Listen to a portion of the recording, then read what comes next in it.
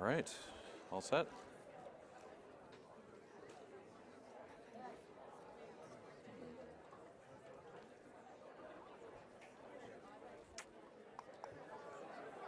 All right.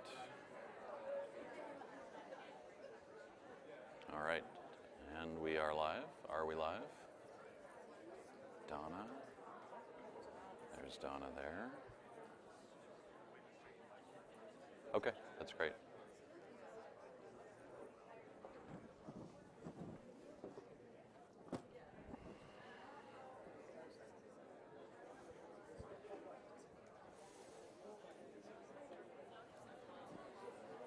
Morning. How are you? Good. Excellent.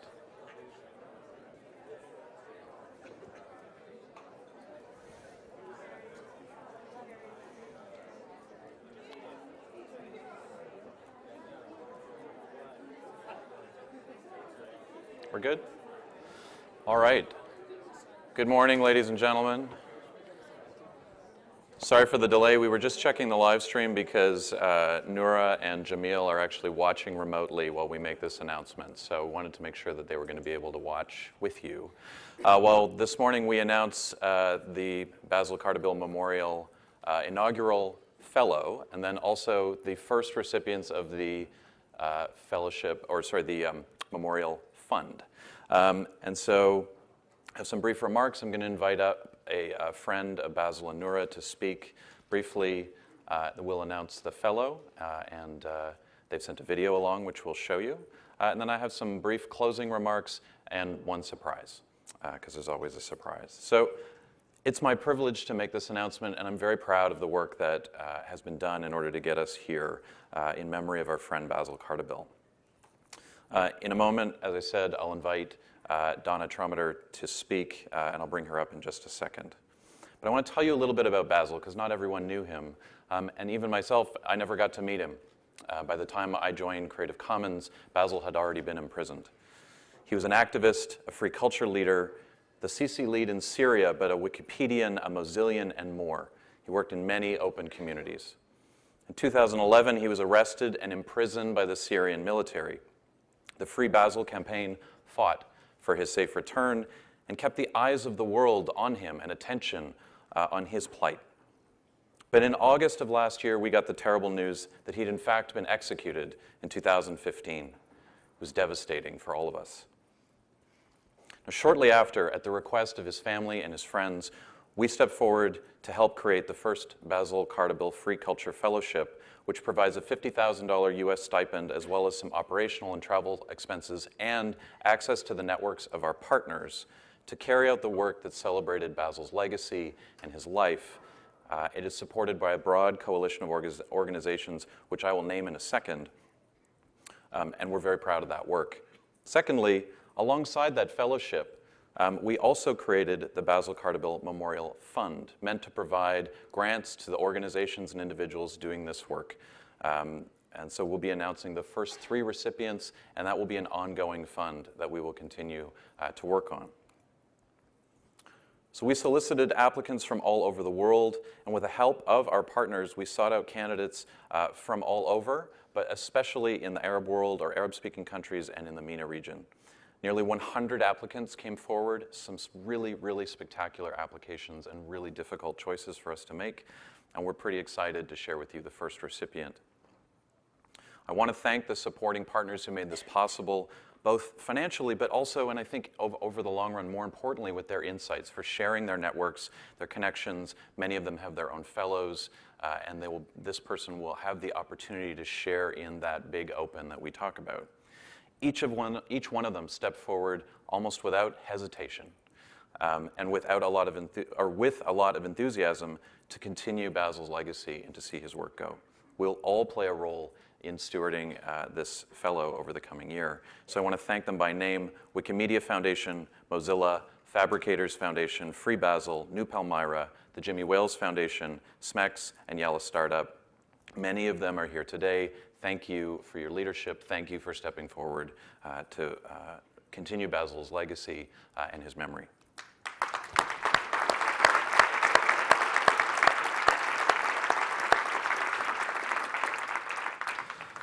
And the Memorial Fund also provides grants to specific projects in the spirit of Basil's work. And I want to thank our lead sponsor and supporter for the Basil Cardible Memorial Fund, Private Internet Access. You'll know them as a longtime CC Summit partner. As with the fellowship partners, they did not hesitate and step forward and were interested when they heard this story to step forward and help. And we're grateful for that. I want to thank Basil's family and to the hundreds of individual donors who stepped forward and made donations to this fund when we heard of Basil's death. So I want to also finally thank journalist and author and friend of Creative Commons, Donatella Delarada, who is also watching, we hope, online, for her extremely valuable support in helping us with the evaluations of the applications and her guidance. Thank you. So now I want to invite Dana Trometer, a filmmaker who led the Free Basil campaign and a friend of Basil and Nora, to tell us about them. I want you to get to hear from her directly. We put the stairs at the other end. Make it really hard. Okay, hi. To tell you a bit more about Basil before we start, so you can visualize the person we're talking about today. He never stopped being a Wikipedian, Basil, and a Creative Commons free man. Basil wrote me a letter back on the 5th of November 2013 from Damascus Central Jail. And he says to me,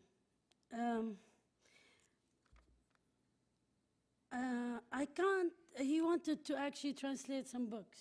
So he sent me a list of the books to translate and tell me I need these books as soon as possible delivered to my jail so I can translate them. And I'm like, the guy is living on another planet. But anyway, we did manage, he always managed to have books and translate books and read books, which kept him sane for many years. And he writes, by the way, my dad will visit me next Saturday. I will ask him to type the books. When I finish this, will make him very happy. I can't pay any translation rights and will donate the money from publishing the books to my friends in jail. So please, tell this to the book authors and tell them I will translate from jail. In short, please, please, Donna, convince them to give me the rights for free, yeah? So this is the guy we're talking about.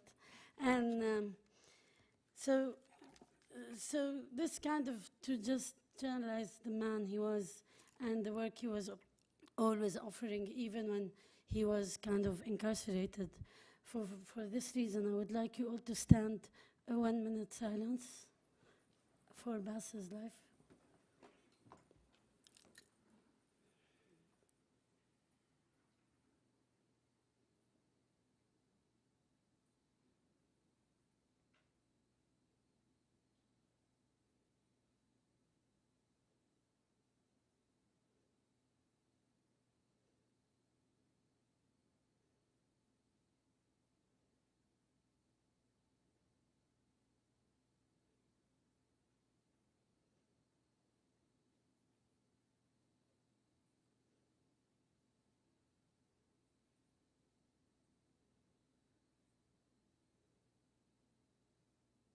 Thank you.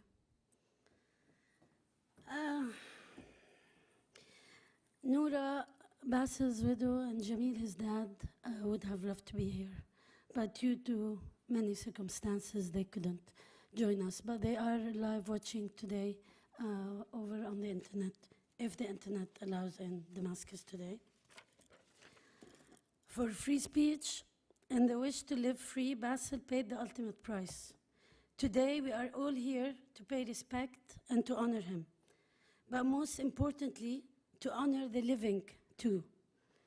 Nora Ghazi, Basil's wife, sacrificed her youth as a new bride and traveled to see Basil almost 4 days a week, putting her life in extreme danger through checkpoints to deliver us letters and gifts that Basil kept on sending us. Without Nora, we would have never, ever known who Basil really was. His courage and patience lasted almost 4 years in prison before the unlawful order to kill him came through. To Nora, I would like us to all applaud her, to her courage.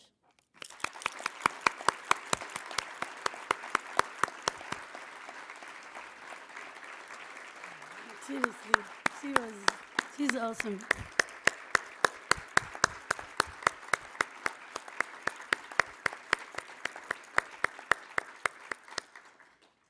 Thank you very much. Now, to keep it short, the Free Basil campaign, everybody is asking us, and the press is always, this is the first question, where is the Free Basil campaign going? What are you doing next? We mourn Basil. We're putting Basil now in archive.org for Free Basil Archive, for all the work he has done and we have done with him. But now we're moving to basilkhartabil.org. Please follow us. It will be the new lead at Basil Khartabil and basilkhartabil.org, and we will hope to continue with Nora and with his family a legacy, but as well for the living too. Thank you very much.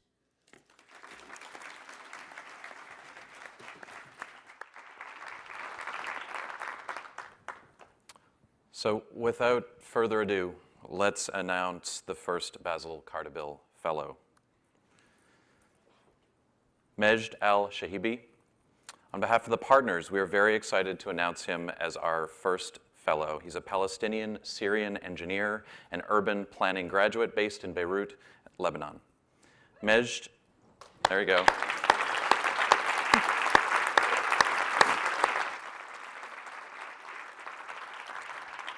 Majd is a student at the American University of Beirut and will work over the coming year on 2 exciting projects focused on the enhancement of Syrian oral history archives, as well as a project to digitize previously forgotten 1940s-era public domain maps of Palestine.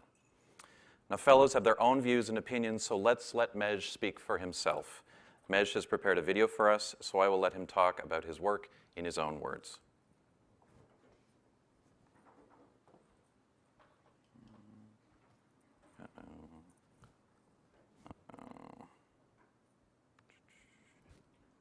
Hold on. Can't get this wrong. It's my fault. Yeah, I can fix it. Hold on. We got it. Let's see if we have audio now, guys. That was on me. No. Well, he won't get his own words if I don't get the audio fixed. You guys have it over there? Any sound coming out of there? Humbled and honored, I feel. All right, hold on. Forgive me, we'll start at the beginning so you can hear from him. All set? All right, here we go.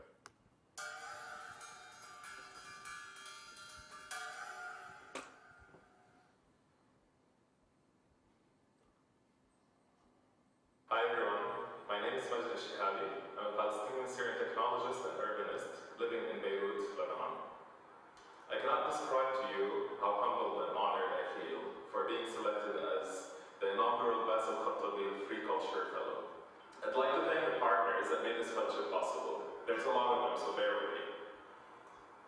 Creative Commons Foundation, the Free Basil Campaign, Wikimedia Foundation, Global Voices, Mozilla, the Jimmy Wales Foundation, Fabricators Foundation, Yellow Startup, and of course, SMAX. This fellowship is about continuing to grow the movement that Basil was a part of. It's about strengthening our open communities. Through this fellowship, I intend to focus on 2 of those communities: the Oral History Archive community and the GIS community. I intend to do this through 2 different projects. The first one is about creating an open source platform that facilitates the process of publishing oral history testimonies. This is from the beginning at the collection stage, through archiving, cataloging, indexing, and finally to publishing. I will be working with a number of oral history archives here in Beirut to test and develop the concept for this platform. The first of those archives is the Syrian Oral History Archive, which is documenting the lived experiences of those living through the war in Syria right now, with a focus on the experiences of women and youth, and those in the families of the imprisoned, missing, and disappeared in the Syrian regime jails. The second project is about the digitization and publishing of maps of Palestine, which were made during the British Mandate in the 1940s. This is before the establishment of the State of Israel and the ethnic cleansing and the destruction that ensued. To me, what's common about these projects is that they are about preserving memory. The memory of our people, the Palestinians and the Syrians who have resisted and asserted their ideals. Those projects are about insisting on building communities on the basis of openness and collaboration. And I am sure that those are values that Basil would have stood behind.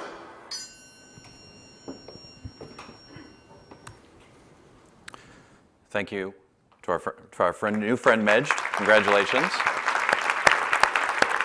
We're looking forward to working with him and to seeing his amazing work over the coming year. So let's move into our inaugural Memorial Fund recipients. There are 3, and I will go through them for you.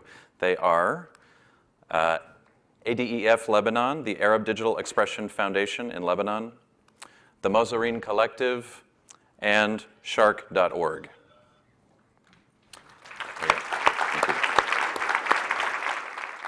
I'll tell you briefly about them, and you'll be able to learn more in the release that we're publishing on our blog at creativecommons.org.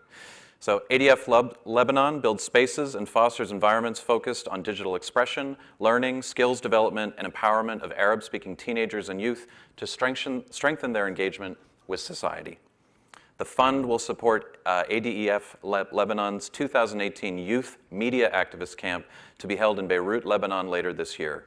These 10-day camps, which have been held since 2014, will this year bring together 50 young participants representing collectives, students and social activists, technologists, and aspiring writers and journalists. The camps will continue to mobilize and catalyze a new community of Lebanese, Syrian, and Palestinian social and political activists, all who share openly. Next is the Egyptian-based Mozarin Collective, which is a volunteer media group born out of the rapid expansion of citizen journalism and cultural activism during the Egyptian Revolution of 2011. Now, with support from the fund, the collective will expand and grow 858.ma, their predominantly open source collection of 858 hours of filmed, indexed, and geolocated archival footage from the Egyptian Revolution. The collective plans to launch new workshops and training for video activists, bring together other collections and collectors of video, engage new volunteers to archive and annotate their works, and train those volunteers in the use of open source video platforms to help them upload their own footage. And finally, the mission of Lebanon-based Shark is to strengthen the ability of Arab citizens to hear and to be heard, and to engage in honest and productive interactions. They carry out this work through the production of oral history collections and capture stories and experiences of individuals across the Arab world. Now, with the support of the Memorial Fund, Shark will develop the Arab World Voices Library, a comprehensive and focused online library that converges their ongoing collections of oral histories from Syria, Lebanon, Palestine, and Libya. Shark will also conduct workshops and online training to help engage and recruit new participants from around the world to grow and curate the library for future generations. So please help me congratulate Majd, ADEF Lebanon, Mozarin Collective, and shark.org.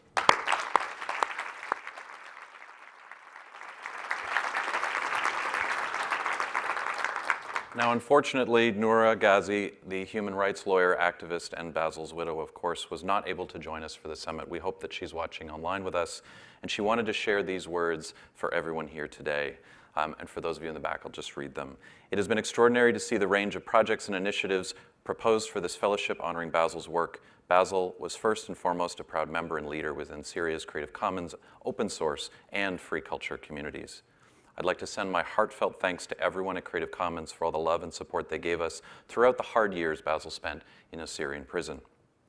I would like to congratulate Majd and the Memorial Fund recipients, and I know Basil would have been a great colleague and supporter of all involved. I wish you good luck with the summit, and I regret not being able to be there with you.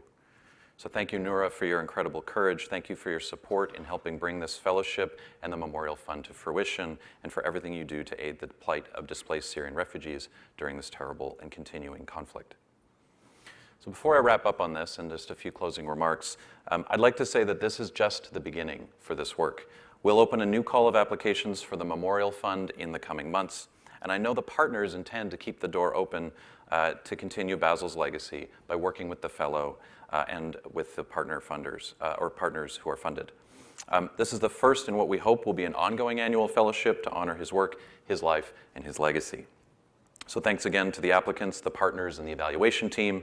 Congratulations to Medj and our fund recipients. As I said in my opening to this conference, I do truly believe that the greatest thing we can do to honor Basil's legacy is to lift up many more individuals just like him. So I want to take a couple of minutes to wrap things up. I have one surprise, which I promised at the opening, to reflect on a couple of the things that I've heard over the conference and some themes that have been emerging in the discussions. So first of all, welcoming open communities do not happen by accident. You all know that. They're intentional, and inclusion is not a noun, it's a verb. And the many people who lead this community and organize this event, they work tirelessly to create welcoming, safe spaces for diverse conversations. But we don't always get it right. We're human, we make mistakes, we forget. And yesterday, I want to reflect on something that happened in a panel I was in. On a panel about digital archives, an audience member stood up and asked a question why there were no people of color on that panel. I was one of the participants on that panel.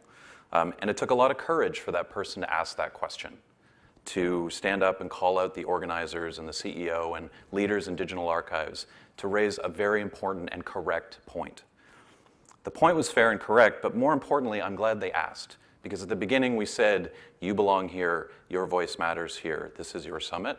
And I was very proud that she did, and I wanted to acknowledge it. And we will do better. Secondly, Larry and Catherine's comments kind of felt like bookends to me, and I think of their keynotes. And I saw them referenced throughout the event. And I love when that happens, when a keynote or a talk reverberates like ripples in other conversations, and you see people bring them up. Larry in his talked about how heartbreaking and difficult it is to fail. And he shared loss, and he shared his doubt in a way that I always find really honest and striking. It is rare for people to do that. But he ended on this point of hope, that sometimes you may lose the battle, but win another one later as a result of your fight in the first place. And he encouraged us to continue and persevere, and he celebrated what all of you have built and are building together. And I hope that we'll do both and celebrate those wins and be undeterred by our losses, because we never know what wins they might reveal later. Now, at the other end of that, Catherine talked about the difficulty of success, the challenge of mainstream success, and so much of the infrastructure of the web is taken for granted and now exploited. Yesterday, there was a vigorous discussion about open education and the businesses that seek to work in this space. I see this as both a very significant and urgent challenge, and also an indicator of our success in the open movement. It's an opportunity right now to intervene and to collaborate and to demand better from all who work with us. So I hope that these concepts and ideas continue to permeate this movement that we're building together, and I'm already looking forward to our next summit. My team in the back is cringing. They're not ready to think about the next summit yet. They're still tired. So on that note, I have one more surprise before I close. We have been in Toronto for 2 years now for the CC Summit, and it has been fantastic. And I see half of you looking out the window saying, maybe not fantastic weather. Other parts have been fantastic, and I should note that we have heard that many a flight has been canceled today. For that, I'm sorry. And also, please check your flights before you head to the airport. But it's time to move. It's time to move on to a different location, as has been the tradition for CC. And I want to announce where we're going for 2019. Now in 2020, once the Global Network Council has been established, we'll work with them closely and we'll lead that selection with them hand in hand, as has always been our intention. But this year, we're going to announce next year, which is a thing we've never been able to do, give you a full year to plan your attendance at next year's CC Summit. So I want to invite the team from CC Portugal to join us on the stage, because I'm excited to tell you that next year's summit will be in 2019 in Lisbon.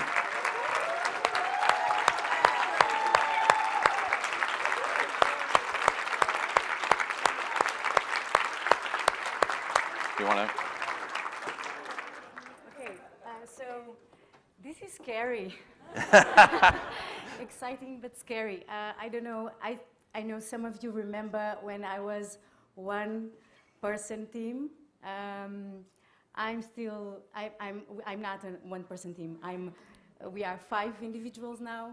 We have no institution on our background, so this is crazy because we are doing as individuals. We are hosting 500 people in Lisbon as 5 individuals, which is, wow. Yeah, an undertage. So we are, of course, counting on the support of the headquarters. They say that they have everything figured out and we don't have to do anything. So I do hope so. And if we succeed in doing it, I think it will be really interesting, showing that individuals have the power to do like huge things that 8 years ago when I joined this community, I never even crossed my mind that we were able to be in that place next year. So last thing, we are staging a performance at 5 p.m. today. So if you want to know a bit how is it going to be next year, how fun is it going to be next year, I invite you to come to our performance, like meta performance / fake trial / discussion / a lot of laughing and frustration about the law at 5 p.m., okay? So see you next year.